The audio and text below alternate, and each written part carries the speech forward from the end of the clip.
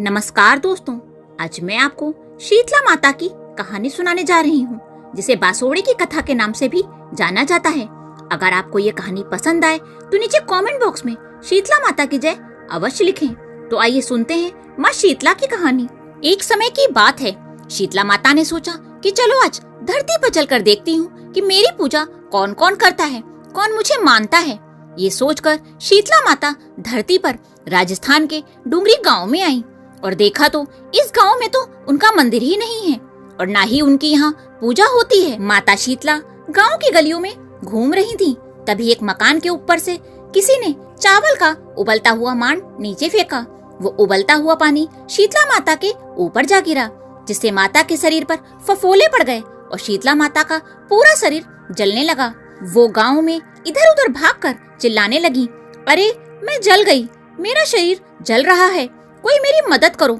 लेकिन उस गांव में किसी ने माता की मदद नहीं करी। उस गांव में एक कुम्हारन बैठी थी। उसने देखा कि वह बूढ़ी माई बहुत जल गई है। उसके पूरे शरीर में तपन है और पूरे शरीर में फफोले भी पड़ गए हैं। वह तपन को सहन नहीं कर पा रही है। तब वो कुम्हारन बोली, माँ तुम यहाँ आकर बैठो, मैं तुम्हारे ऊपर ठंडा पानी डालती हूँ। कुम्हारन ने उस बुढ़िया माई पर करवे से ठंडा पानी डाला। ठंडे जल से माता को उन छालों में बहुत राहत महसूस हुई। फिर कुम्हारिन महिला ने माँ से कहा, माता मेरे पास रात की बनी हुई राबड़ी और दही रखा है, आप इनको खा लो।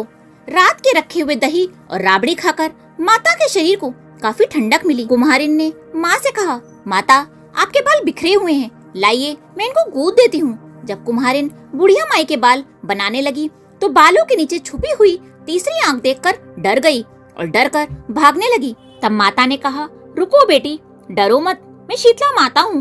मैं धरती पर ये देखने आई थी कि कौन मुझे मानता है, कौन कौन मेरी पूजा करता है। तभी माता ने अपना असली रूप धारण कर लिया। शीतला माता के दर्शन कर कुम्हारिन भाव विभोर हो गई और रोने लगी। तो माता ने कहा, तू क्यों रो रही है? तब कुम्हारिन हाथ जोड़कर बोली, माता मैं बहुत गरीब हूँ, मैं आपको कहाँ बिठाऊं? मेरे घर में ना तो आसन है और न ही चौकी है। शीतला माता प्रसन्न होकर उस कुम्हारिन के घर के बाहर खड़े गधे पर बैठ गईं और एक हाथ में झाड़ू और एक हाथ में डलिया लेकर उस कुम्हारिन के घर की दरिता को बटोरकर उस डलिया में भरकर फेंक दिया और कुम्हारिन से बोली, बेटी मैं तुम्हारी सच्ची भक्ति से प्रसन्न हूँ, अब तुझे जो भी चाहिए वो मुझसे मांग ले।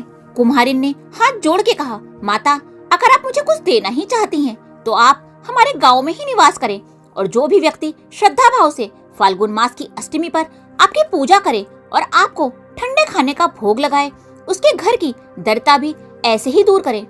पूजा करने वाली महिला को अखंड सौभाग्य का आशीर्वाद दे। माता शीतला ने कहा, बेटी जैसा तुमने मांगा है बिल्कुल वैसा ही होगा।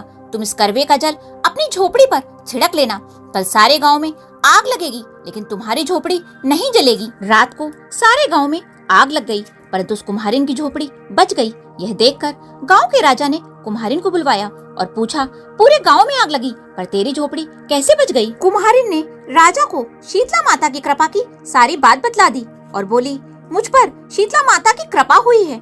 उस दिन से राजा ने पूरे गांव में ढिंडोरा पिटवा दिया कि अब से शीतला अष्टमी के दिन किसी भी घर में चूल्हा नहीं जलेगा और शीतला माता को बासी भोजन का भोग लगेगा।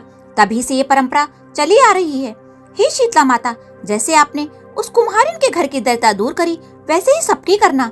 इस कहानी को कहने वाले, सुनने वाले और हुंकारा भरने वाले पर भी अपना आशीर्वाद बनाए रखना। बोलो माता शीतला की जय।